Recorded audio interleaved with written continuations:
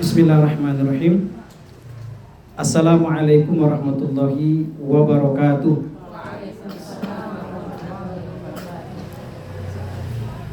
Innal hamdalillah nahmaduhu wa nasta'inuhu wa nastahdi wa na'udzu billahi min sururi anfusina wa min sayyiati a'malina. May yahdihillahu fala mudhillalah wa may yudlilhu fala hadiyalah. Asyhadu an la ilaha illallah wahdahu la syarikalah syahadatan takunu na'imil mu'abbad wa asyhadu anna Muhammadan abduhu wa rasuluhu mufassal muayyad mumajjad.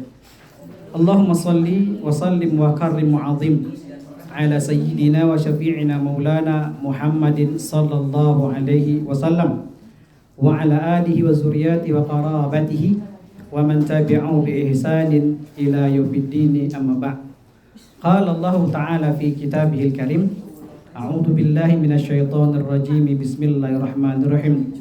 Laqad kana lakum fi Rasulillahi uswatun hasanah. Wa qala Allah ta'ala fi ayatil ukhra ittaqillaha haitsu ma kunta wa atbi sayi'atal hasanata tamkuha wa khaliqin nasa bi khuluqin hasanin. Alhamdulillah wa syukurillah, para bunda, para ummahat senantiasa mendapatkan rahmat dari Allah Subhanahu wa taala. Tentu yang pertama dan yang paling utama, kita tidak lupa dan tidak bosan-bosannya lisan kita untuk bersyukur kepada Allah Subhanahu wa taala. Bersyukur kita terhadap setiap pemberian Allah yang Allah limpah ruahkan kepada kita, terhitung dari nikmat yang terbesar dan paling besar sampai nikmat yang terkecil pun berarti dalam kehidupan sehari-hari kita. Maka yang diminta oleh Rasulullah Sallallahu Alaihi Wasallam kepada diri kita adalah an nakuna abadan syakirin fi kulli ahwali. Senantiasa kita menjadi hamba yang selalu bersyukur dalam kondisi dan situasi apapun yang Allah titipkan dalam kehidupan kita. Karena misi kita itu tidak lain dan tidak lepas dari dua hal.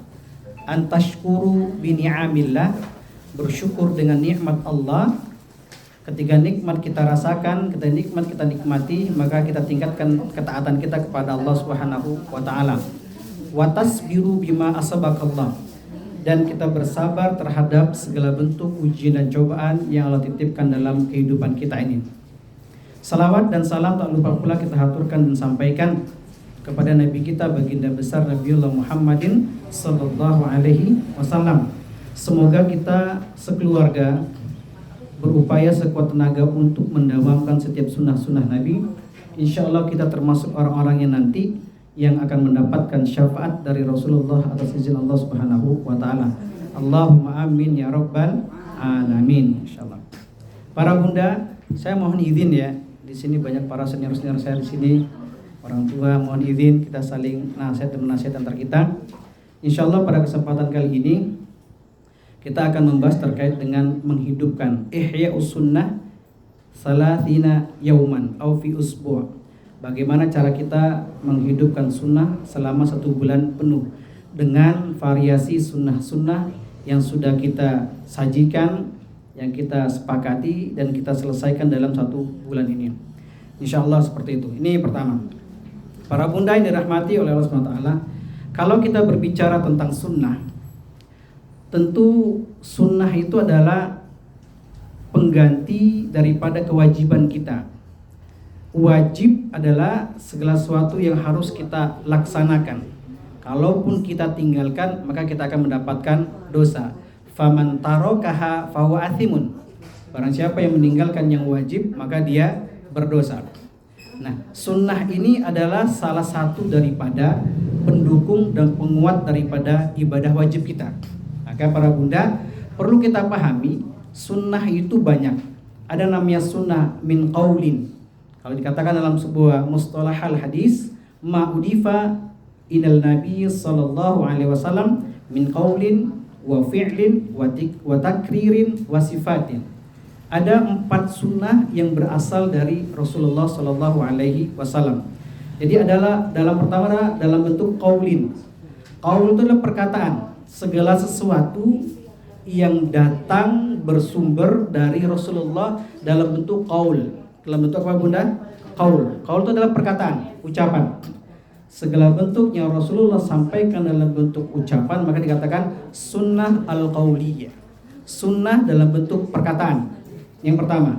Yang kedua adalah sunnatul fi'liyah. Segala sesuatu yang disandarkan kepada Rasulullah Sallallahu Alaihi Wasallam dalam bentuk perbuatan. Artinya apa?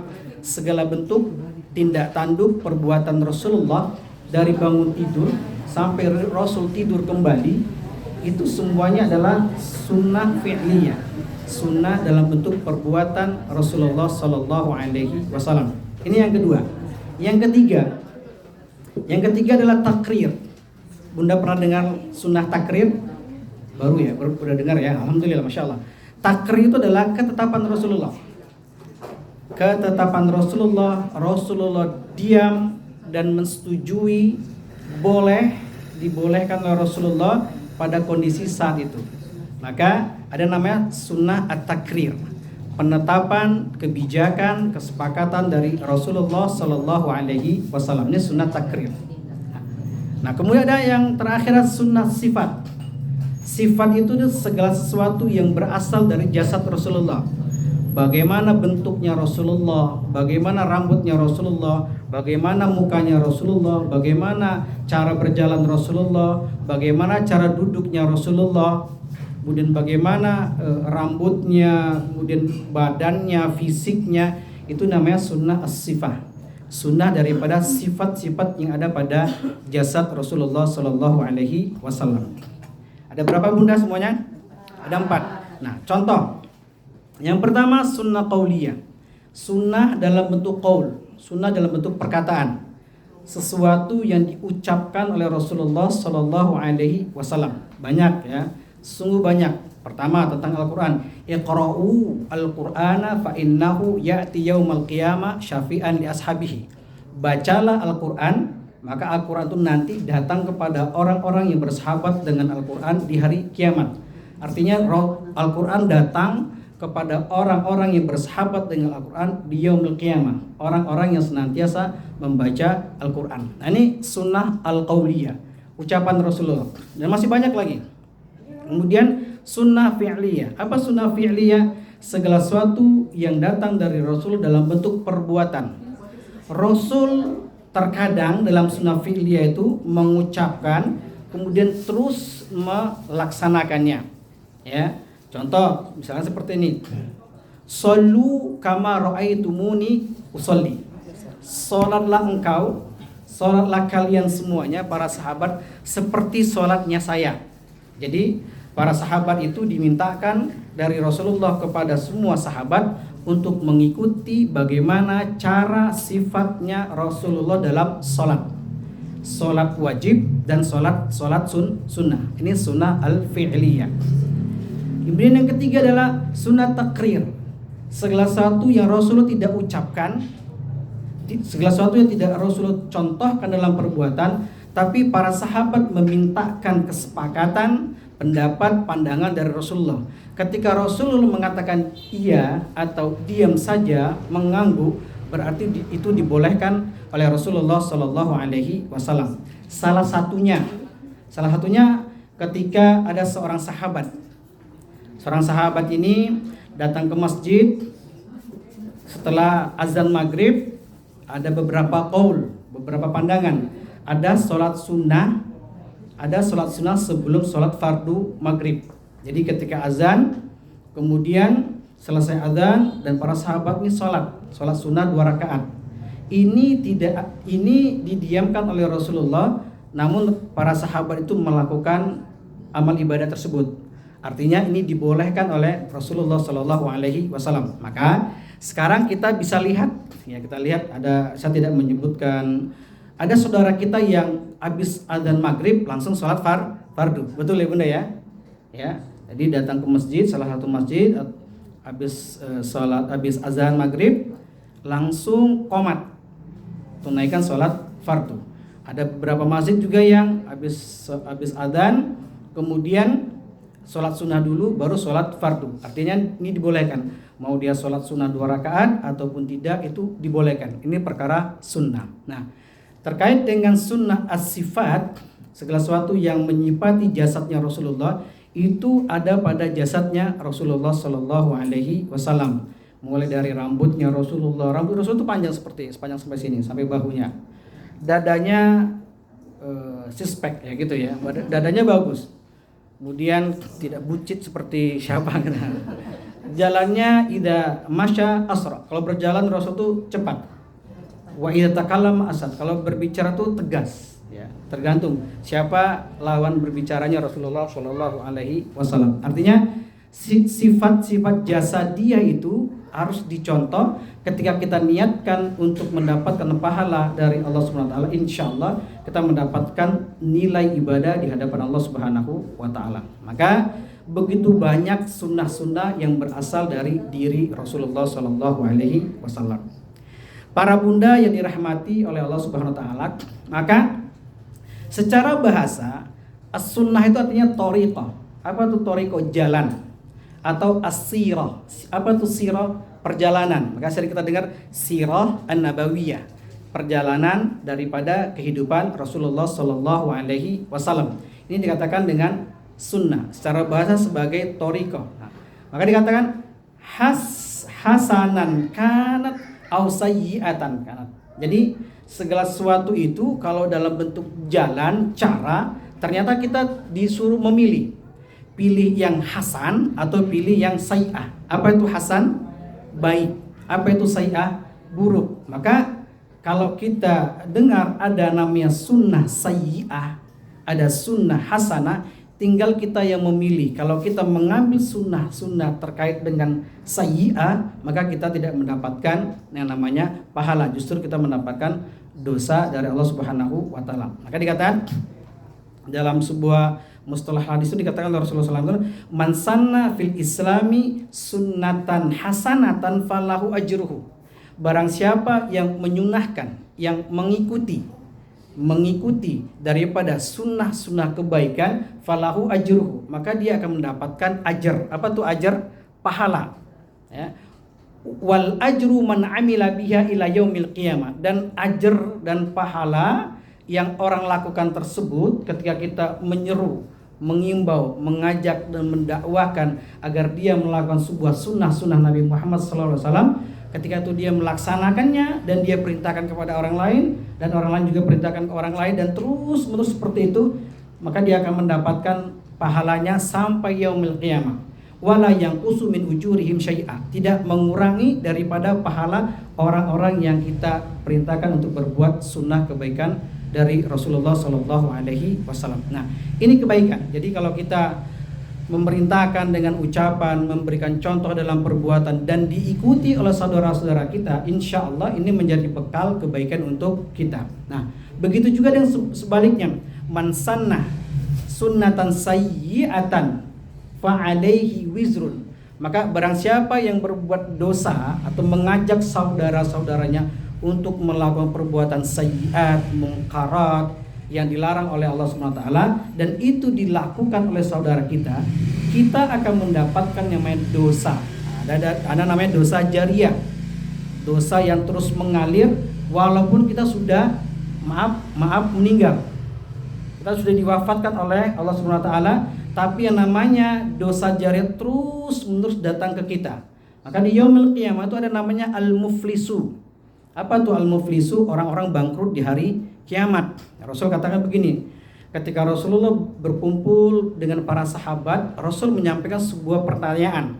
Dan kita ingat bahwasanya ketika Rasul menyampaikan sebuah pertanyaan, bukan berarti Rasul itu tidak tahu, tidak paham, tidak mengerti. Bahkan Rasulullah a'lam bi umuri dunyana. Rasul tahu dan urusan dunia kita. Beberapa perihal itu diberikan kelebihan oleh Allah untuk mengetahui kondisi-kondisi para sahabat pada masa itu. Maka pada saat itu ada pertanyaan Rasulullah sampaikan kepada para sahabat. Kata sahabat begini, kata Rasulullah, atadruna manil muflis. Kalian tahu nggak siapakah orang-orang muflis itu? Siapakah orang-orang bangkrut itu? Ternyata dijawab orang-orang bangkrut itu qalu man laisa lahu mata, la dirhama lahu wala mata. Seorang yang tidak memiliki kekayaan, harta, tidak punya modal, meninggalkan hutang di sana sini. Nah, ini dikatakan sebagai bangkrut, kata salah satu dari para sahabat. Ternyata Rasul sampaikan begini, ternyata orang-orang yang bangkrut di yaumul qiyamah itu nanti adalah ya'ti min ummati yaumal qiyamah bi salatin wa siyamin wa zakatin. Dan ternyata Masya Allah nanti akan datang di hadapan Rasulullah SAW itu seorang sahabat ya, seorang manusia ini datang dengan segudang pahala sholatnya, pahala zakatnya, pahala puasanya, tapi ternyata dia termasuk orang-orang yang bangkrut. Kenapa dikatakan bangkrut? Ya, ini adalah orang-orang ketika hidup di dunia itu yang mulutnya, yang perbuatannya itu mengajak kepada keburukan. Jadi ketika kita sempat mengajak orang untuk berbuat buruk dari qaulnya, perkataannya, dari perbuatannya, usahakan ketika kita akan diwafatkan oleh Allah SWT, atau ada yang namanya Umar bin Khattab katakan begini, hasibu anfusakum qabla an tuhasabu. Hisablah dirimu itu sebelum nanti akan dihisab oleh Allah Subhanahu wa taala. Jadi waktu yang afdol untuk menghisab diri kita pribadi adalah ketika sebelum tidur atau sepertiga malam. Kita ingat-ingat dan pastikan setiap apapun yang kita lakukan, dari qaul kita, perkataan kita, dari perbuatan kita, kalau sekiranya ada keburukan di sana, segera kita meminta maaf kepada saudara kita.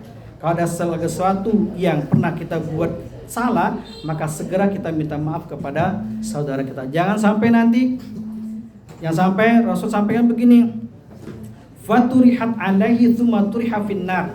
Saking tidak ada lagi pahala kebaikannya karena diambil pahala kebaikannya oleh seseorang tersebut, maka dia tidak lagi mempunyai pahala kebaikan dan ditimpahkanlah kepada dirinya keburukan saudara-saudaranya selama dia zalimi di dunia. Karena di dunia dia tidak bisa meminta pertanggungjawaban, menyelesaikan perihal tersebut. Akhirnya diselesaikan di akhirat. Ketika perihal ini diselesaikan di akhirat, maka segala sesuatu seadil-adilnya disampaikan oleh Allah kepada diri kita. Orang yang mengambil, orang yang membunuh, orang yang memukul, ya, orang yang menghina, menghardik, mencela akan dimintakan pertanggungjawabannya di depan Allah di yaumil qiyamah nanti. Maka Masya Allah dikatakan man sanna sunnatan sayyi'atan fa alaihi wizruhu wal wizru man amila biha ila yaumil qiyamah wala yanqusu min wizarihim syai'a. Masya Allah. Barang siapa yang menyeru kepada sebuah keburukan, maka dia akan mendapatkan keburukan itu juga, sampai keburukan yang orang lakukan itu ditransfer kepada dirinya dan tidak mengurangi daripada uzurnya itu, keburukan dari para saudara-saudaranya. Para bunda yang dirahmati Allah SWT, maka sunnah itu dikatakan sebagai thariqah atau jalan atau cara. Nah, secara istilah sudah kita sampaikan, ma'udifa ila Nabi sallallahu alaihi wasallam, segala sesuatu yang disandarkan kepada Nabi dari bentuk qaulnya, fi'ilnya, takrirnya, kemudian sifatnya. Ini dikatakan sunnah secara istilah. Insyaallah. Para bunda yang dirahmati Allah Ta'ala, maka dalam hal ini wajar diri kita dan pantaskan diri kita untuk mengikuti sunnah-sunnah Nabi Muhammad sallallahu alaihi wasallam. Nabi Muhammad ini rajulun ma'sum, pemuda, manusia, pemimpin yang maksum. Apa tuh maksum? Tidak punya dosa. Rasul itu cuma 2 kesalahan dalam hidupnya. Itu pun versinya kesalahan, bukan dosa. Ya, ada khilaf, ada salah paham, kemudian dimaafkan oleh Allah Subhanahu wa taala. Maka pantaskan diri kita untuk mengikuti segala bentuk yang disunnahkan Nabi Muhammad sallallahu alaihi wasallam. Para bunda, dikatakan kenapa kita harus mengikuti Rasulullah?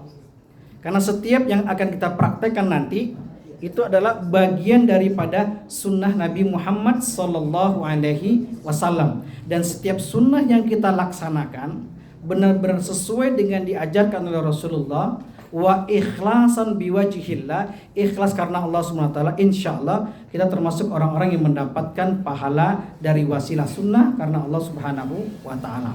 Maka dikatakan Rasul itu Masya Allah memiliki kemuliaan yang sangat luar biasa. Yang pertama adalah Rasul rajulun ashkarun nasi seorang pemuda, seorang manusia yang paling bersyukur kepada Allah Subhanahu wa taala. Kalau kita tanya, siapakah manusia yang paling bersyukur kepada Allah?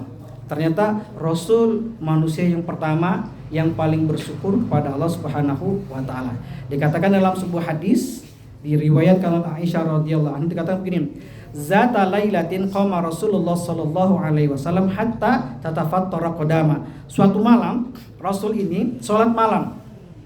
Saking lama sholat malamnya Rasulullah, hatta tatafattara qadama, sampai membengkak kaki atau betisnya Rasulullah sallallahu alaihi wasallam. Sampai sangat lama, saking lamanya bacaan dibaca Rasulullah itu sampai membengkak daripada kaki Rasulullah sallallahu alaihi wasallam. Kemudian ditanya oleh Aisyah, "Ya Rasulullah, lima fa'alta hadza?" Kenapa engkau lakukan ini ya Rasulullah? Laqad ghafarallahu laka ma taqaddama min dzambika wa ma ta'akhkhar. Sungguh sudah dimaafkan segala bentuk khilafmu di masa yang lalu dan di masa yang akan datang.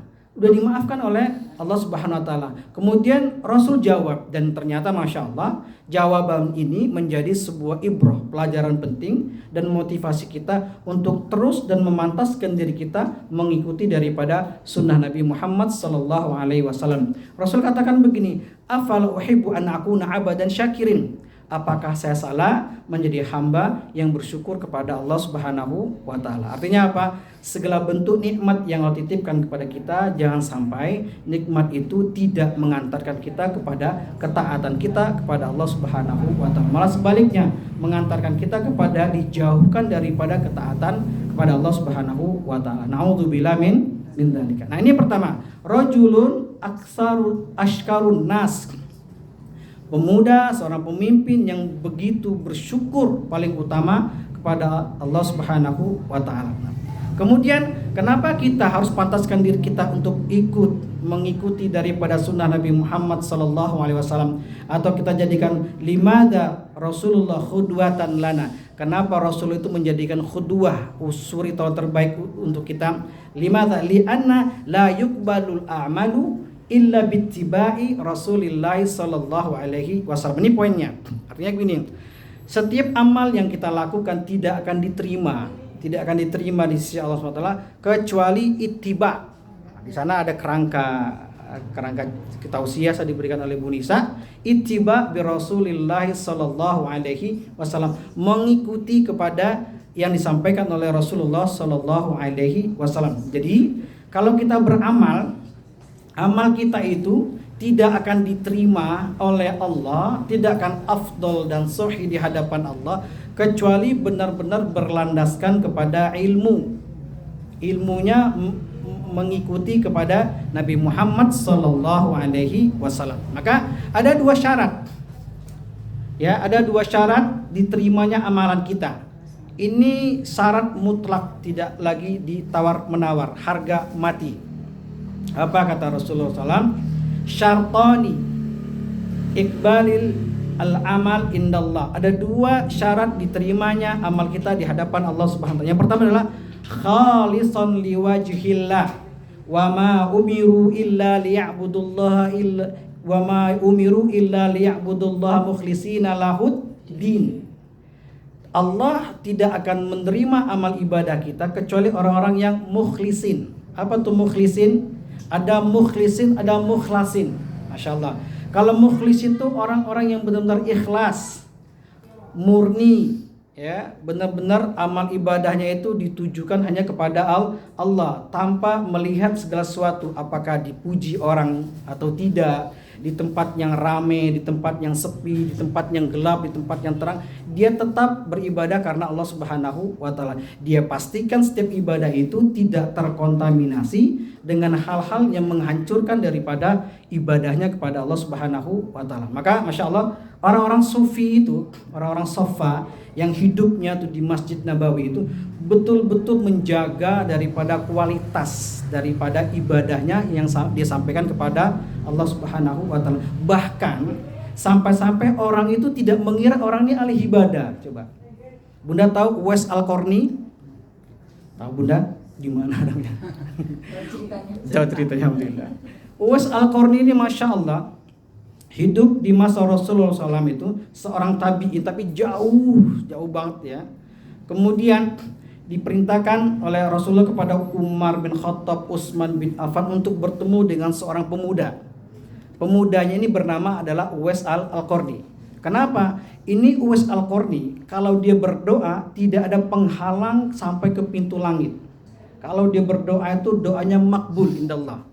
Hampir-hampir menyamai makom daripada Nabi Muhammad SAW.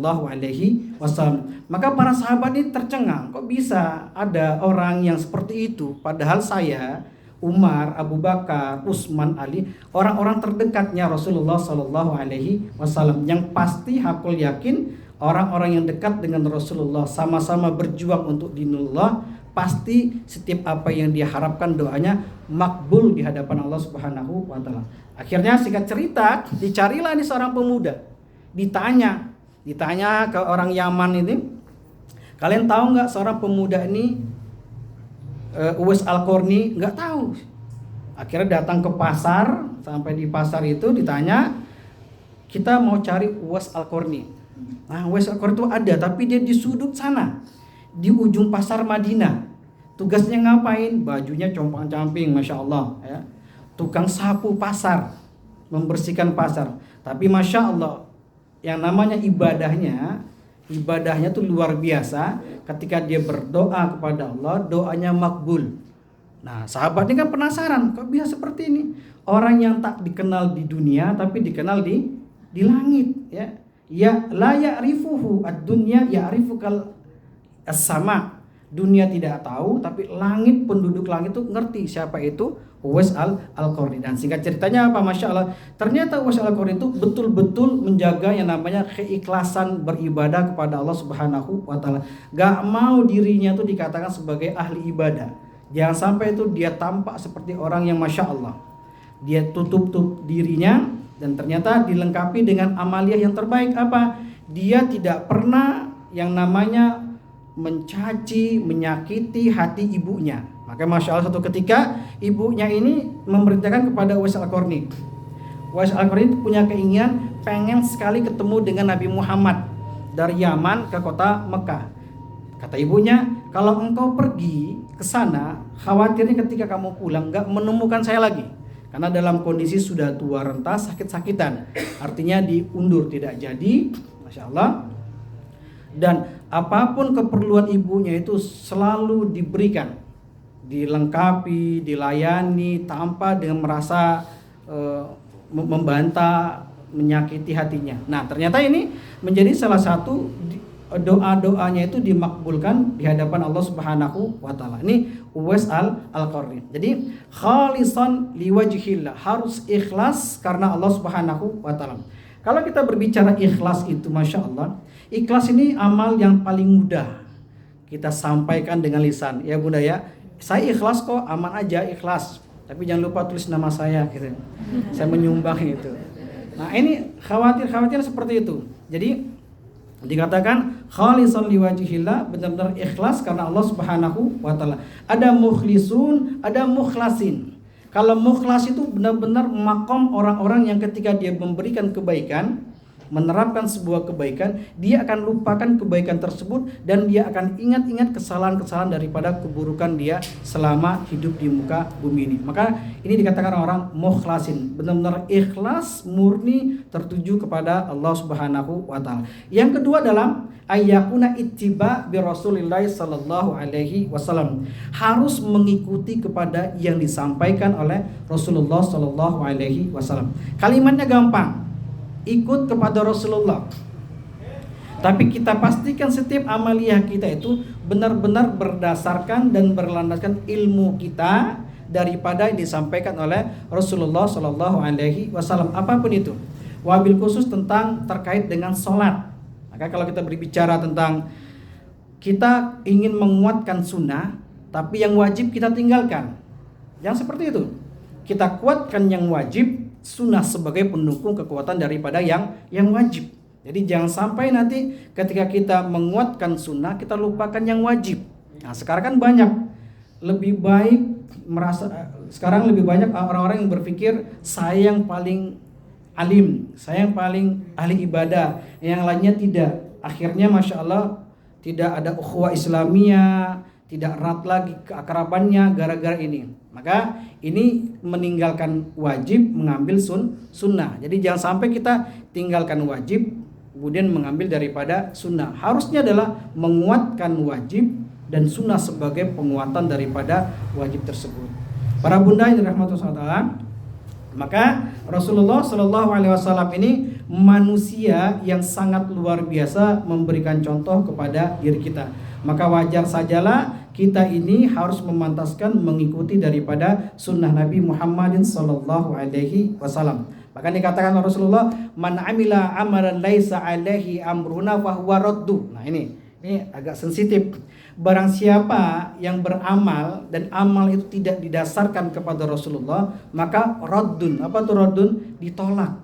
Ya, ditolak oleh Rasulullah, oleh Allah Subhanahu wa taala. Di mana amal tersebut terkontaminasi dengan hal-hal yang mensyirikkan Allah Subhanahu wa taala. Segala amal ibadah kita itu tertolak di hadapan Allah kalau ada unsur syirik. Ya, ada hal meyakini ada kekuatan selain Allah. Ada kekuatan yang sama dengan Allah. Itu sudah syirik semua. Maka orang-orang yang ketika diwafatkan dalam kondisi syirik itu tidak mendapatkan pengampunan dari Allah Subhanahu wa taala. Maka nanti akan dicampakkan ke dalam neraka fi asfali safilin, di tempat yang paling bawah. Abadan khalidina fiha abada. Insyaallah. Para bunda yang dirahmati Allah, maka dalam hal ini ada ayat yang menceritakan terkait dengan orang-orang yang akan mendapatkan mahabbah, ingin mendapat mahabbah dari Allah SWT, maka dia harus ikuti Rasulullah Sallallahu Alaihi Wasallam. Dikatakan dalam surah Ali Imran ayat 31, Qul in kuntum tuhibbunallaha fattabi'uni yuhibbukumullahu yaghfir lakum dzunubakum wallahu ghafurur rahim. Katakanlah, kalau kita mencintai yang namanya Allah SWT, ya, ingin mencintai Allah, maka ikutin Rasulullah Sallallahu Alaihi Wasallam. Jadi kalau ada orang yang ngaku-ngaku mencintai Allah tapi tidak mengikuti daripada sunnah-sunnah Nabi Muhammad Sallallahu Alaihi Wasallam, maka dia termasuk orang-orang yang kurang ketika dia beribadah. Ketika dia mencintai Allah dan mengikuti segala bentuk yang disampaikan Rasulullah SAW itu adalah yuhibbukumullah wa yaghfir lakum, akan diberikan pengampunan kepada diri kita, dan Allah tuh Ghafurur Rahim, Maha Pengasih lagi Maha Penyayang. Ya, Ghafur tuh Maha Pengampun, Rahim tuh Maha Pengasih, Maha Penyayang.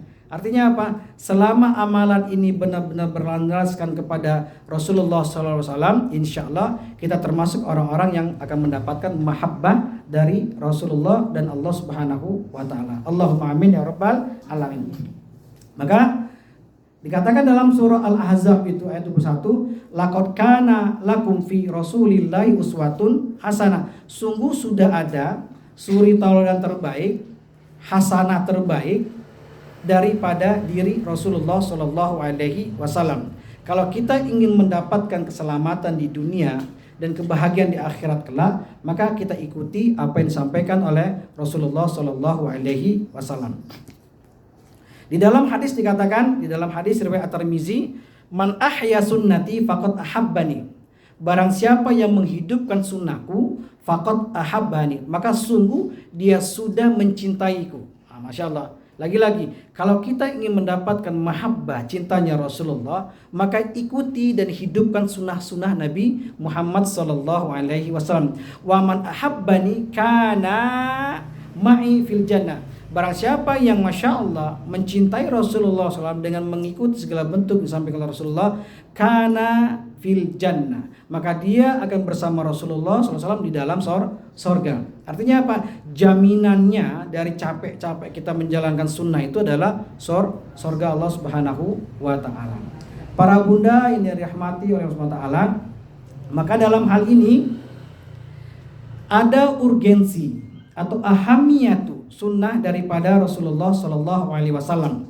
Dikatakan oleh Rasulullah Sallallahu Alaihi Wasallam, as-sunnatu ma uthira ila nabi Sallallahu Alaihi Wasallam min qaulin wa fi'lin wa takririn wa sifatin. Segala sesuatu yang disandarkan kepada Rasulullah dari kaulnya, dari perbuatannya, dari takrirnya, dari sifatnya. Ternyata ini segala sesuatu yang harus kita muliakan di hadapan Rasulullah Sallallahu Alaihi Wasallam, tentu untuk mendapatkan ridha Allah Subhanahu Wa Taala. Maka masya Allah, apa urgensinya? Pertama, Islam itu bersumber kepada Nabi Muhammad Sallallahu Alaihi Wasallam. Jadi Islam bersumber kepada dua hal.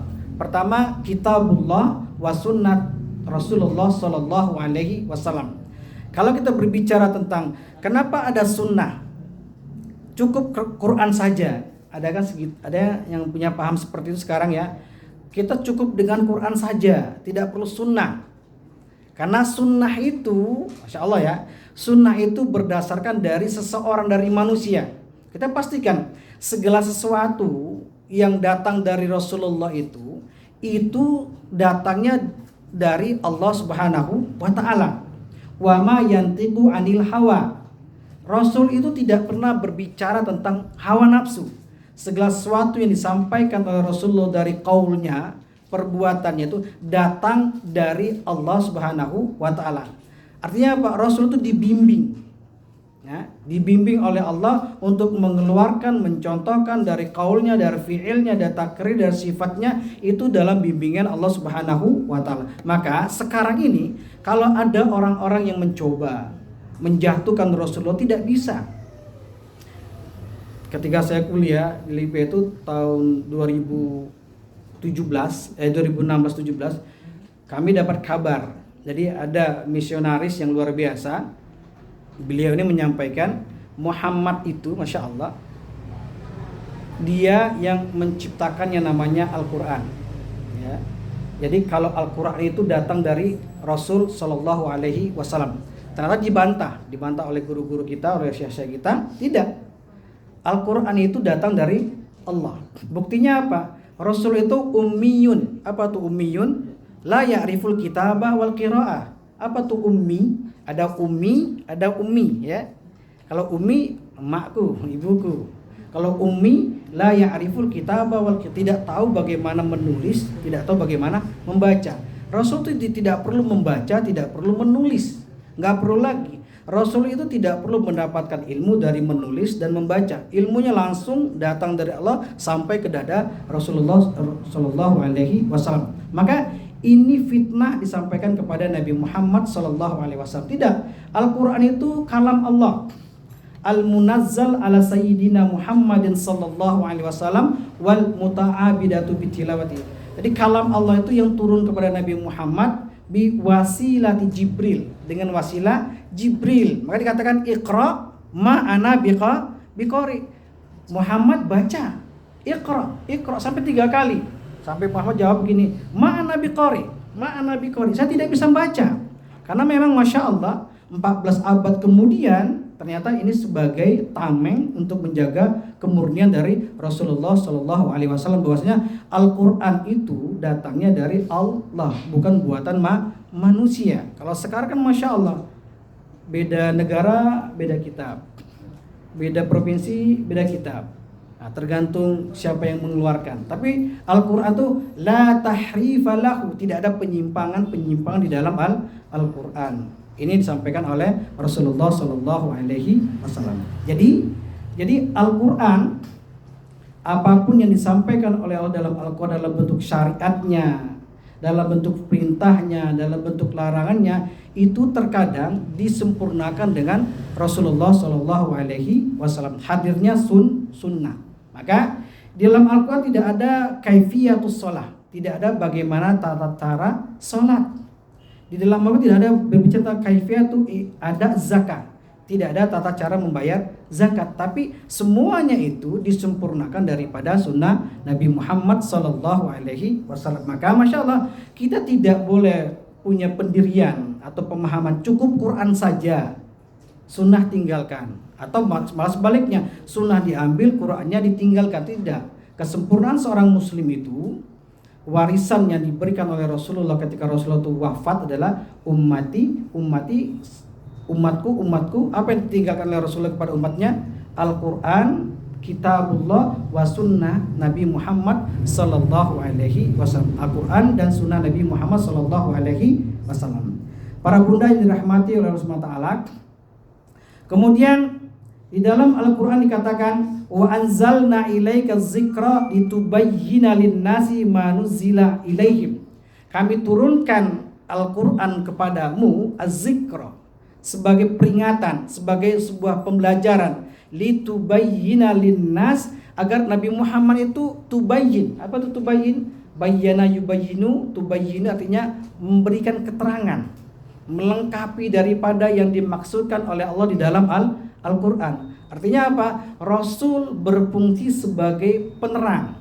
Rasul berfungsi sebagai bayan, memberikan keterangan yang jelas terkait apapun yang diminta oleh Allah di dalam Al-Qur'an, terkait dengan perintah, terkait dengan larangan, terkait dengan hukum, semuanya itu rujukannya itu sebagiannya dijelaskan oleh Rasulullah Shallallahu Alaihi Wasallam. Maka pantaslah Rasulullah sebagai qudwatan lana, sebagai suri tauladan terbaik bagi kita.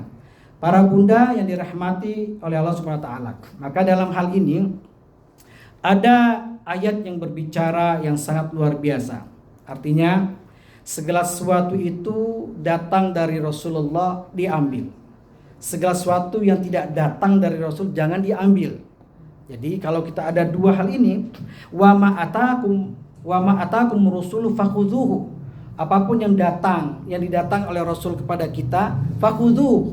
Apa tuh fakhudhu? Ambil.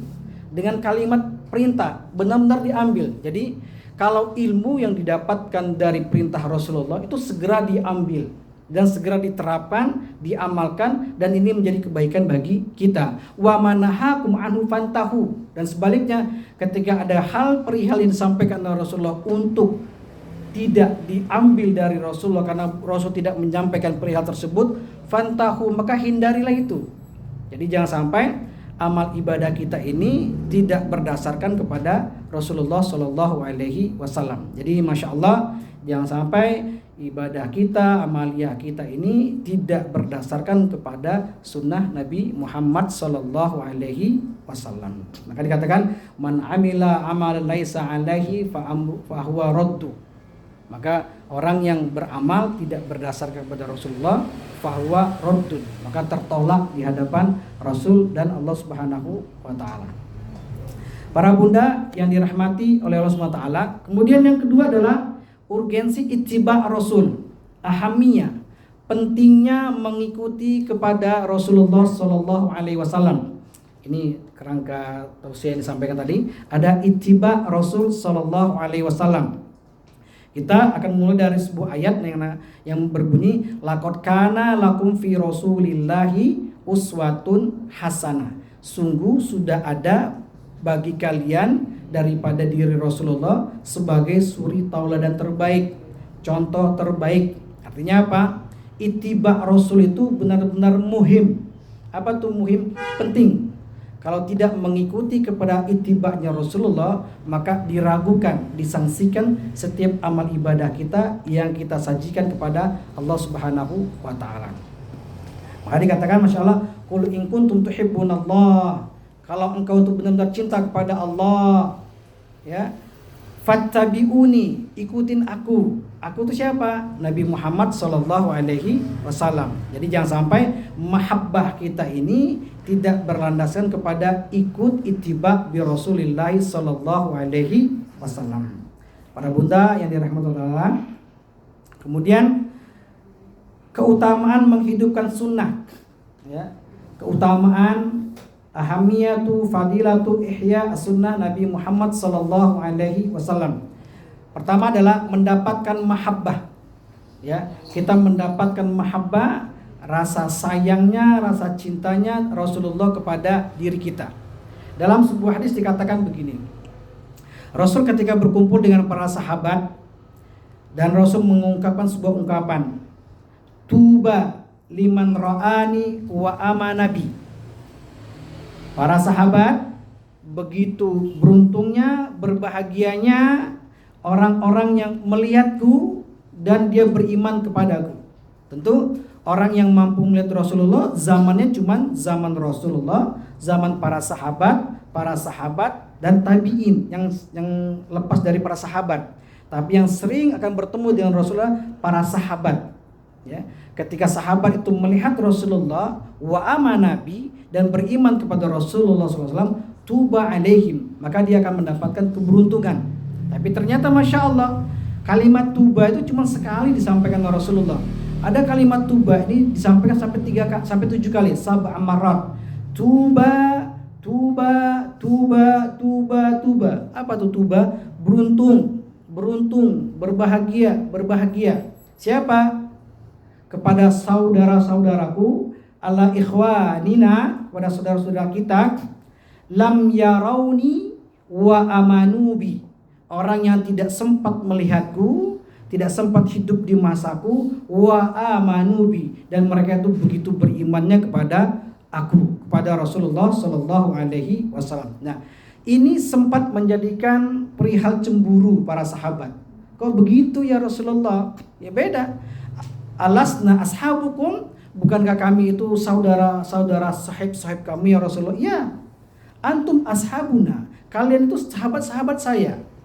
Tapi nanti ada orang yang duduk di samping saya di sorga, orang yang lam yarauni wa amanubi, orang yang ketika itu tidak mampu dan tidak lihat saya, tidak hidup di masa saya, tapi dia istiqomah untuk menjalankan sunnah-sunnah saya. Wahum yajlisuna warai, dan dia itu berduduk, berkumpul bersama Rasulullah Shallallahu Alaihi Wasallam, dekat dengan para sahabat-sahabat Rasulullah Shallallahu Alaihi Wasallam. Artinya masya Allah, Rasul itu merindukan itu. Ana mushtaqun, saya begitu rindu kepada siapa? Bukan kepada kami ya Rasulullah. Apakah kami ini bukan sahabatmu? Ya, kalian sahabatku dan aku rindu dengan kalian. Tapi masya Allah, kerinduanku itu lebih besar kepada saudara-saudara kita yang tidak melihatku dan mereka itu beriman kepada diriku. Siapa? Kita. Jadi kalau kita sekeluarga mencoba menghidupkan sunnah Nabi, niatannya seperti itu, insya Allah nanti kita akan dikumpulkan bersama Rasulullah Sallallahu Alaihi Wasallam. Amin ya Allah ya Rabbal Alamin. Para bunda yang dirahmati oleh Allah Taala, berikutnya adalah konsekuensi meninggalkan sunnah Rasulullah Sallallahu Alaihi Wasallam. Kalau kita berbicara tentang sunnah, faman ahabbani kana fil jannah. Barang siapa yang cinta kepadaku, sungguh dia bersamaku di dalam surga. Artinya apa? Dia ikut. Faman tarokaha fa'aba al jannah. Barang siapa yang meninggalkan sunnah tersebut, secara otomatis dia menolak yang namanya surga. Jadi ketika orang enggan melaksanakan sunnah, merasa berat untuk melakukan sunnah, maka sejatinya dia sudah mempersiapkan kontrakan di neraka gitu loh. Rumahnya ada di sana. Bahkan kata Rasulullah SAW itu, kita kalau sholat sunnah 12 rakaat dalam satu hari semalam ini, bunya lahu al-bait fil jannah, dibangunkan bagi dirinya itu rumah di sorga. Apa itu 12 sunnah sholat rawatib? Zuhur 4 rakaat, kemudian sunnah-sunnah yang lainnya, qobliyahnya, ba'diyah dia lakukan sampai berjumlah 12 rakaat tersebut, masya Allah, dan dia tidak tinggalkan itu, bunyalahu al-baita fi al-jannah, maka akan didirikan baginya rumah di dalam sorga. Maka Rasulullah itu manusia yang tidak pernah meninggalkan yang namanya sunnah, apalagi hal-hal berkaitan dengan sholat. Rasul tidak meninggalkan sama sekali yang namanya sholat sunnah. Bahkan suatu ketika tercengang para sahabat itu, Rasul sholat sunnah setelah asar. Boleh nggak bunda? Bunda boleh nggak sholat asar setelah sunnah? Sholat sunnah nggak boleh. Ba'da asar, matahari lurus di atas, nggak boleh kita sholat sunnah. Haram. Al-waktu muharramat, waktu-waktu yang diharamkan. Tapi para sahabat terkejut, kok Rasulullah sholat sunnah ba'da asar? Nah, disampaikan oleh Rasul, saya tadi lupa sholat sunnah zuhur, qobliyahnya. Jadi Rasul sempat lupa sholat sunnah, qobliyah ba'diyah di sholat zuhurnya. Saya ingat di waktu asar. Nah ini nanti kita boleh tanya tentang fikih nanti. Kemudian saya tunaikan di waktu itu. Itu dibolehkan, sangat dibolehkan dengan syarat ini 2. Para ulama mengatakan pertama itu untuk Rasul, bukan untuk kita, para sahabat. Yang pertama. Yang kedua, kalau memang kita orang yang memang gemar dan andalan amal ibadah kita dalam melaksanakan sholat sunnah qobliyah ba'diyah rawatib, maka dibolehkan kita sholat sunnah di waktu yang diharamkan. Misalkan Bunda Mirna misalnya, Bunda Berani nggak pernah tinggal sholat sunnahnya, diajak senam lupa, akhirnya pas habis senam ingat, saya belum sholat sunnah, tadi sholat sunnah zuhur, ingatnya di waktu jam 5 sore, boleh Bunda sholat sunnah. Karena memang Bunda itu selalu mendawamkan yang namanya sholat sunnah. Tapi kalau tidak pernah atau jarang-jarang, jangan dilakukan, apalagi dilaksanakan di depan orang lain. Maka dikatakan nanti, ini ajaran mana ini, sesat lagi nih. Tidak. Makanya orang kalau belajar fikih itu cerdas, tidak mudah cepat-cepat menyalahkan orang lain, tidak mudah bangga.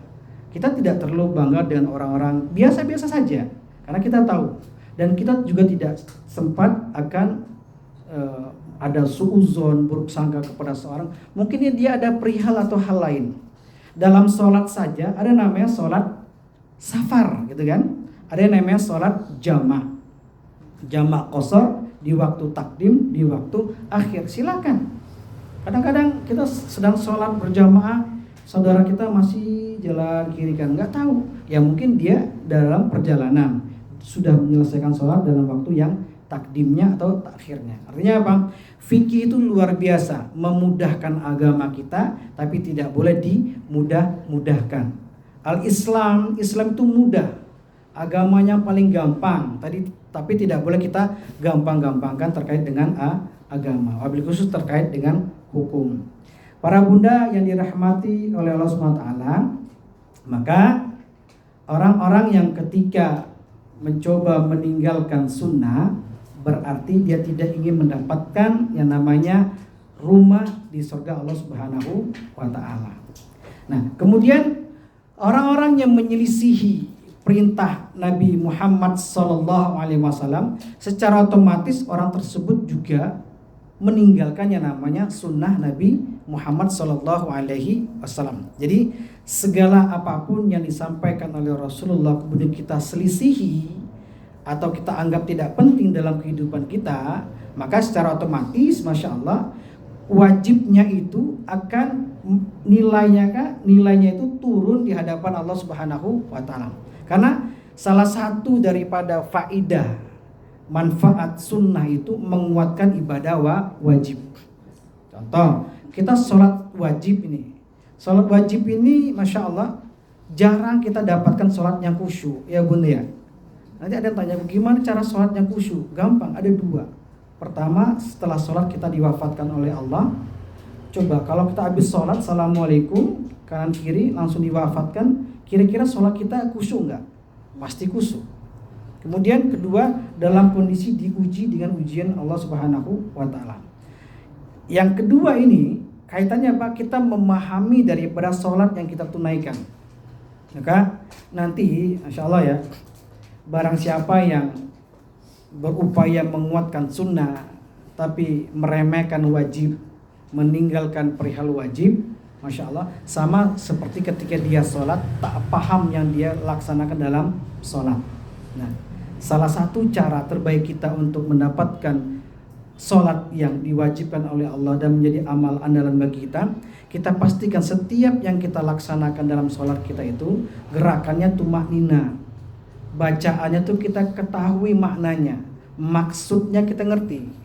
Wabil khusus ya syukur-syukur kita tahu kalimat per kalimat yang kita baca. Karena sholat itu taklim bainan nas ilallah, komunikasi antara manusia kepada Allah Subhanahu wa taala. Maka ketika ada orang habis sholat cuman doa sebentar selesai sudah, boleh, nggak masalah. Jadi jangan kita berpikir, ini orangnya sombong ini, habis sholat langsung cuman berapa menit langsung pergi. Tidak. Mungkin dia khusyuk doanya ketika dalam sholat. Iya. Dia ngerti Allahu Akbar, sami'allahu liman hamida, at-tahiyatu al-mubarakatu as-salawatu thayyibatu lillah. Dia tahu makna-maknanya. dan dia pahami itu sebagai doa-doa kepada Allah Subhanahu wa taala. Ini sudah mewakili daripada harapan doanya kepada Allah Subhanahu wa taala. Maka Masya Allah, kita memastikan begini, kalau sunnah kita kuat, pasti wajibnya lebih afdol. Jangan sampai nanti wajibnya tidak kuat, yang lebih afdolnya sunnah. Jadi jangan sampai seperti itu. Kita kuatkan sholat kita, mengerti kita, bacaannya kita baca ketika sholat, tumahnina dalam gerakannya. Ini salah satu yang menguatkan daripada kehidupan kita nanti di yaumil qiyamah. Karena nanti di yaumil qiyamah tuh Rasul sampaikan begini, awwalu ma yuhasabu bihi min ibadi yaumil qiyamah yatus sholat. Yang pertama nanti akan dihisab di yaumil qiyamah itu adalah sholat kita. Kalau sholatnya benar, wa in salatuhu soluha sairi a'malihi. Kalau sholatnya benar, maka seluruh amal ibadah yang lainnya, bahkan sunnah-sunnah yang lain itu akan baik di hadapan Allah Subhanahu wa taala. Tapi ketika sholatnya sudah rusak, sholatnya sudah tidak punya nilai di hadapan Allah, maka seluruh amal ibadah yang dia lakukan, termasuk ibadah sunnah kita, tidak ada nilai di hadapan Allah Subhanahu wa taala. Ini motivasi, bukan menakut-nakutkan kita terkait dengan diterima atau tidaknya sunnah-sunnah kita. Itu adalah urusan sya'nun Allah Subhanahu wa taala. Yang jelas, orang kalau sholat wajibnya bolong-bolong, ya, bolong-bolong dan artian tidak kuat, maka kuatkan dengan sholat-sholat sunnah. Sholat rawatib, qobliyah, ba'diyah jangan sampai lepas, harus itu. Dan afdolnya sholat sunnah itu dilakukan di rumah. Jadi Rasulullah itu lebih banyak sholat sunnahnya di rumah. Sholat azan dan sholat sunnah qobliyah di rumah, kemudian berimam di masjid, kemudian Rasul pulang, kemudian Rasul sholat ba'diyah di rumah. Kenapa? Kalau rumah di dalamnya dibacakan zikir, Al-Quran, sholat ditunaikan di dalamnya, maka rumah itu seperti rumah yang bercahaya. Dan rumah itu akan kita tunggui nanti ketika kita berada di akhirat kelak, rumah yang dibangun oleh Allah Subhanahu wa taala. Para bunda yang dirahmati oleh Allah Subhanahu wa taala, berikutnya langkah-langkah menghidupkan sunnah. Nah, ini yang ditunggu-tunggu kan, insyaallah ya.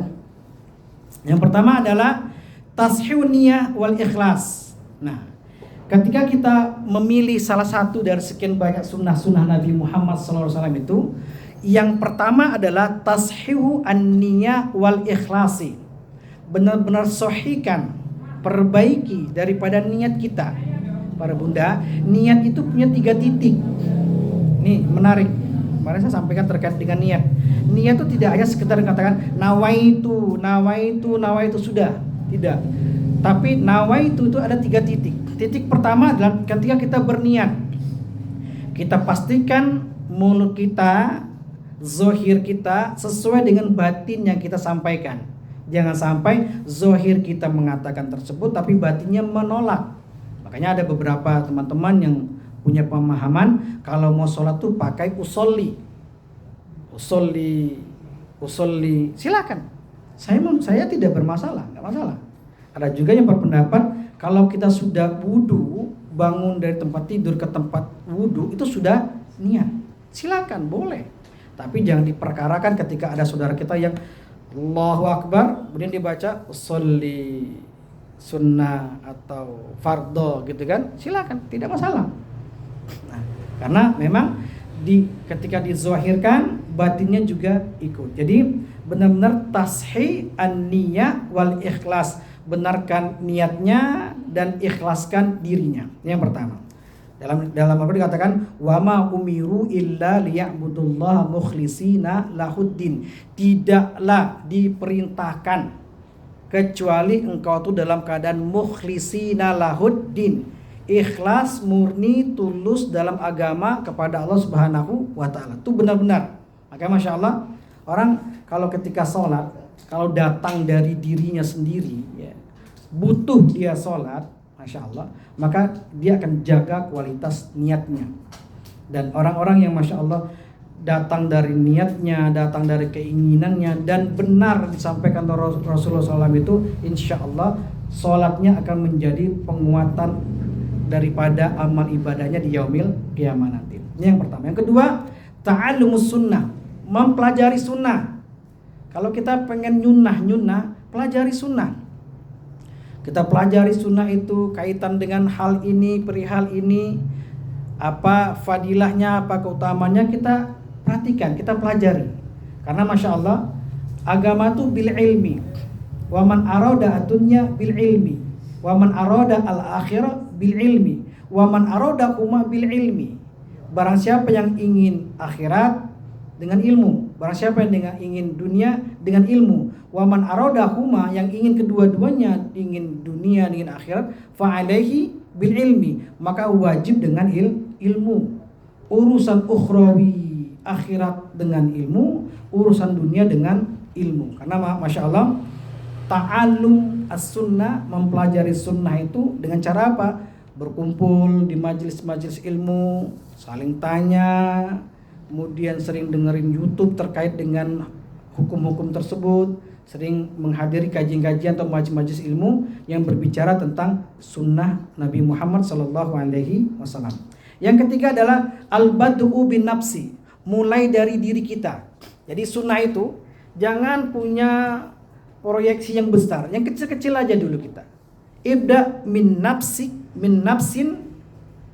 min baitin, min mujtama'in, wa min biladin. Mulai dari diri kita sudah selesai, baru mulai dengan keluarga kita, kemudian mulai min bi'atin dengan lingkungan masyarakat kita, barulah kita mulai dengan lingkup yang sangat luas. Jadi bagaimana kita mencoba menghidupkan sunnah itu dimulai dari diri kita, dari keluarga kita, dan saling mengingatkan antar kita. Maka dikatakan dalam hadis itu, dalam Al-Quran dikatakan, ya ayyuhalladzina amanu lima taqulu ma la taf'alun. Jadi terkait dengan motivasi bagi kita, ada sebuah ayat yang berbicara begini, jangan sampai kita memerintahkan sesuatu tapi kita tidak mencontohkan. Itu dalam agama kita, fikih kita namanya kaburo maktan. Jadi mungkar besar, marah besar Allah kepada diri kita ketika kita menyampaikan perihal tersebut, tapi kita tidak menjadi orang pertama yang menjaga kalam-kalam perintah dari kita. Maka dikatakan kaburo maktan indallahi lima taqulu ma la taf'alun. Ketika kita menyampaikan tapi tidak kita melaksanakan. Tuh. Yang keempat adalah at-tadarrus fi al-amal. Ini at-tadarrus. Apa itu tadarrus? Ini proses belajar kita, bertahap dalam melaksanakan amal-amal sunnah. Jadi tidak langsung coba-coba yang berat-berat dulu. Kalau tetangga kita kuat dengan puasa Senin Kamis, ya silakan. Atau tetangga kita yang di belakang dia puasanya puasa Daud, ya kita jangan coba-coba dulu. Kita mulai puasa Senin Kamis, Senin dulu, minggu depan Kamisnya, besok lagi Senin lagi. Jangan coba puasa Daud dulu, mungkin nggak kuat. Karena sifatnya sunnah itu menguatkan daripada wajib, tapi afdol menguatkan juga kepada yang wajib. Jadi at-tadarruj. Rasul katakan begini, habbu a'mal ilallah adwamuha wa in qalla. Allah itu dan Rasulullah itu sangat mencintai hambanya kalau berbuat amal yang kecil-kecil dulu, mulai dari kecil. Tapi dawam, apa dawam? Terus menerus wa in qalla, walaupun sedikit, kecil. Maka i'malu khamsan, beramal itu 5, dikit dulu. Jadi jangan langsung gaspol, pelan-pelan aja. Masya Allah. Ini mudah-mudahan 1 bulan nanti insya Allah ini, mudah-mudahan Allah mudahkan semuanya kita. Intinya kalau kita berjamaah, al-harakatu fil jamaah, al-barakatu wal harakatu fil jamaah. Harokah itu ada dalam jamaah. Kalau kita tidak punya jamaah, tidak ada harokah dan tidak ada barokah. Maka begitu pentingnya kita berkumpul bersama orang-orang yang soleh, solihah. Harus itu. Jadi manusia itu butuh yang namanya bi'ah. Kalau tidak ada bi'ah yang mengajarkan kebaikan kepada dirinya, dia hidup sendiri, itu jarang sekali kita ketemukan sekarang. Kita bukan kualitas iman seperti imannya Imam Bukhari, imannya Khalid bin Walid, imamnya Ali bin Abi Thalib. Kita iman akhir-akhir zaman. Bahkan akhir-akhir zaman tuh luar biasa, cobaannya, ujiannya luar biasa. Nanti kita akan dipertemukan, yang benar-benar kita jangan sampai bertemu dengan perihal-perihal tahapan terjadinya hari kiamat.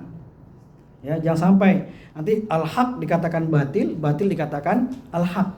muncul orang-orang yang lebih mementingkan keburukan daripada kebaikan. Sekarang kan sudah mulai sedikit-sedikit itu.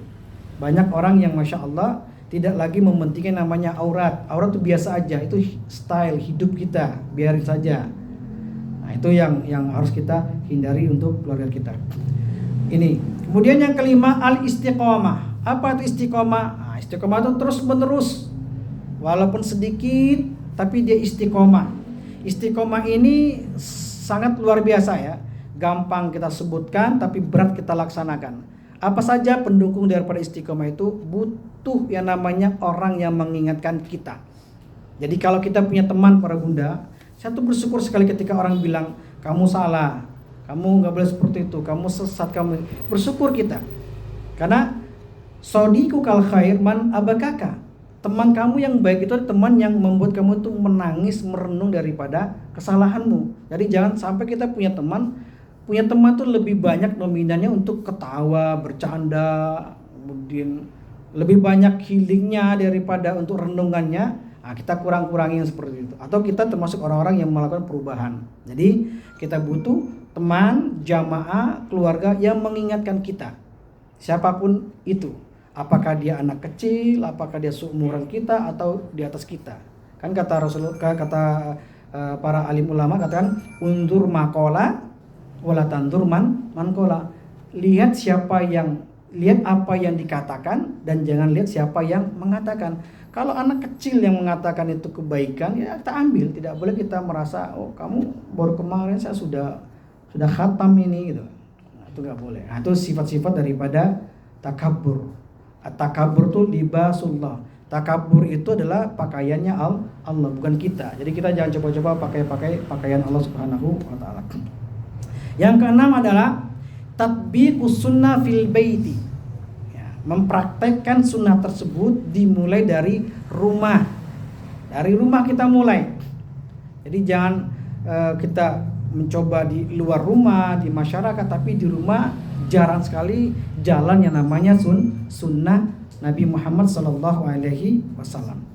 Kemudian yang berikutnya adalah ad-da'watu bil hikmah. Berdakwah dengan hikmah. Nih, ketika kita sudah tuntas di rumah, tuntas di majelis kita, tuntas di halaqah kita, maka kita punya tujuan besar. Apa? Mendakwahkan di luar golongan kita, kelompok kita, di rumah kita untuk orang banyak. Maka apa kata Rasulullah? Dakwah bil hikmah. Mendakwakan, mengajak dengan hikmah. Apa itu hikmah? Mengajak dengan kelembutan. Nah, kelembutan itu ternyata dasarnya adalah keteladanan. Kalau tidak ada keteladanan dari kita, tidak ada suri tauladan dari kita yang terbaik, maka sulit orang akan mengikuti kita. Karena Masya Allah, ad-da'wa bil hal afdol bid-da'wa bil qaul. Dakwah dengan hal itu lebih afdol daripada dakwah dengan ngomong-ngomong gitu. Ajak tapi dia enggak.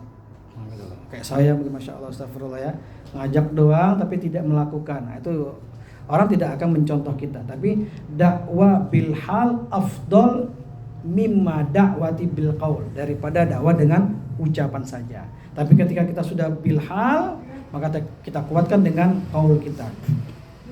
Kemudian adalah ihya sunnah jama'an, mencoba menghidupkan sunnah itu secara berjamaah. Secara berjamaah kita hidupkan. Jadi kita butuh jamaah, jangan lepas dari jamaah. Kalau kita lepas dari jamaah yang lebih dari memperhatikan keduniaan saja, enggak masalah. Saya ditinggalkan teman saya disingkirkan, ya silakan, enggak masalah. Karena itu resiko hidup kita. Tapi ketika kita ditinggalkan orang soleh, tidak mendapatkan nasihat dari orang soleh, itu musibah bagi kita. Saya sering bilang ke murid-murid saya di pesantren dulu, kalau guru kamu tidak mengingatkan kebaikan lagi, kalau guru kamu tidak mengingatkan terkait dengan kesalahan kamu, ini musibah pendidikan, saya bilang. Kalau guru sudah mendiamkan yang namanya keburukan, itu sudah menjadi sebuah musibah. Tapi ketika gurumu masih mengingatkan tentang kebaikan, kamu itu buruk, kamu itu tidak boleh seperti ini, cerewet gurunya, maka inilah barokah pendidikan. Maka Masya Allah, kalau kita punya teman mengingat kita, walaupun sedikit agak pedes, pahit sedikit, ya silakan, gak apa-apa, untuk kebaikan kita. Karena memang obat itu pahit tapi mengobati, daripada gula itu manis tapi efeknya luar biasa. Baik. Kemudian Nashru as-sunnah, mencoba kita menyebarkan sunnah. Karena Masya Allah, tugas kita itu tidak hanya amar ma'ruf nahi mungkar, tapi kita juga mengajak kepada orang-orang untuk melaksanakan daripada yang diperintahkan oleh Rasulullah dan Allah Subhanahu wa taala. Maka dikatakan balighu ani walau ayah. Jadi kenapa orang tuh smart sekali menyampaikan dakwah walaupun dia belum sempurna, gitu ya Bun ya. Karena dia pengen ambil satu posisi, saya nanti di akhirat termasuk orang yang mendapatkan yang namanya pahala gratis, pahala instan. Kita ingat kan ada hadis mengatakan kullu bani Adam idza mata banu Adam inqata'a min amali illa min thalathin.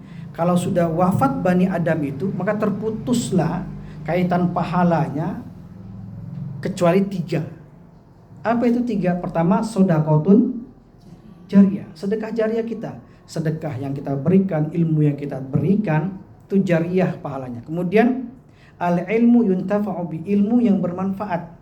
Pastikan ilmu itu benar-benar memberikan manfaat ke orang, jangan sampai mudarat. Kalau ilmu kita sampaikan ke orang untuk mudarat, maka Masya Allah, man sanna sunatan sayyi'atan fa'alaihi wizruhu wal wizru man amila bi ila yaumil qiyamah. Barang siapa yang mengajak kepada keburukan, maka keburukan itu saldo namanya dosa itu datang terus ke kita. Walaupun Masya Allah kita sudah diwafatkan oleh Allah Subhanahu wa ta'ala. Hampir-hampir seperti kaidah orang-orang yang melakukan perbuatan syirik. Maka Masya Allah mudah-mudahan kita terhindar dari hal tersebut. Balighu ani walau ayat, sampaikan terkait dengan sunnahku walaupun satu. Makanya Masya Allah kita punya status, kita punya Facebook, kita punya YouTube, ya sampaikan kebaikan-kebaikan tersebut. Daripada kita menyampaikan tontonan-tontonan yang Masya Allah ditonton oleh orang lain, diikuti oleh orang lain, dan diikuti semua orang lain terus. Dan tontonan itu Masya Allah sayyiat mungkarat, sesuatu yang salah, keburukan, dosa, dan kita sudah taubat loh. Makanya ada namanya dayus. Bunda tahu dayus? Dayus itu seorang suami membiarkan istrinya itu keluar dalam kondisi punya pakaian yang kelihatan lekuk tubuhnya, kemudian wanginya benar-benar mencolok dan tidak diingatkan oleh suaminya, terlihat auratnya oleh orang lain. Jadi kalau kita sudah ngingetin ini, Bun kalau keluar tuh yang rapi dikit gitu loh, gaya-gaya tapi juga yang syar'i gitu loh, yang kelihatan ini lekuk-lekuknya yang ini gitu loh. Nah kalau nggak diingatkan, itu selama istri kita melakukan hal itu dosanya ngalir ke kita seorang suami. Itu namanya dayus. Bukan nama orang ya, dayus itu. Ntar itu sahabat saya tuh Pak Yus itu. Kemudian atawasi bil haqq. Nah, ini sepaket dengan jamaah tadi, senantiasa memberikan nasihat dalam hal kebenaran. Selama itu nasihat untuk kebenaran dan kesabaran, wajib kita lakukan. Wajib kita laksanakan, wajib kita terima karena Allah Subhanahu wa taala. Yang terakhir adalah doa bin niat. Kuatkan doa kita daripada niat yang sudah kita sampaikan kepada Allah Subhanahu wa taala. Karena ad-du'a'u silahul mu'min. Doa itu adalah silahnya mukmin. Apa tuh silah? Senjata. Enggak ada lagi senjata kita kecuali doa. Kita kalau mau berjuang dengan harta tidak mampu. Berjuang dengan kekuatan tidak kuat kita. Berjuang kita dengan terus kita berdoa kepada Allah Subhanahu wa taala. Para bunda yang dirahmati oleh Allah Subhanahu wa taala, masih ada waktu saya? Saya masih panjang nih.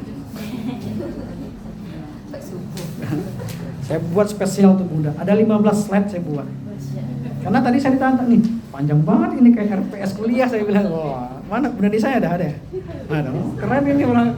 Ini kajian 1 semester ini saya bilang. Saya senang bisa jadi buku nanti ini, Masya Allah. Terakhir, fikih prioritas dalam mengamalkan sunnah. Jadi begini, fikih itu adalah pemahaman. Kalau fikih itu sudah jelas, haram sudah jelas, sunnah sudah jelas, halal sudah jelas, itu namanya fikih. Tapi kalau untuk mengetahui perihal hukum ini bagaimana, kok bisa dia haram, kok bisa dia halal, itu namanya usul fikih. Nah, pernah dengar usul fikih ya? Kalau belajar di kuliah syariah itu namanya fikih dan usul fikih. Baik. Nah, pertama, mohon maaf, mendahulukan wajib dulu baru sunnah. Jadi jangan sampai kita kuatkan sunnah tapi kita tinggalkan wajib. Ya, jangan sampai. Kan dikatakan wa ma taqarraba ilayya 'abdi bi syai'in ahabba ilayya mimma aftaradtu alaihi. Jadi jangan sampai kita mendekatkan diri kita kepada Allah tapi kita meninggalkan sesuatu yang wajib untuk diri kita. Jangan sampai ya, misalkan mohon maaf nih, di luar kita sunahnya bagus tapi istri dengan suami tidak baik, suami dan istri nggak baik, itu nggak boleh. Jadi kita kuatkan dulu kewajiban kita, baru kita kuatkan yang namanya sunnah. Kemudian berikutnya sunnah yang menguatkan ibadah wajib. Nah ini kalau dipilih Ustadz, mana sunnah yang perlu kita kedepankan dalam beribadah? Sunnah yang menguatkan perihal wajib itu. Jadi contohnya apa? Yang wajib apa sekarang? Sholat. Jadi bahkan dikatakan dalam sebuah hadis begini, innal fulanata tusallil maktubata wahya min ahlil jannah.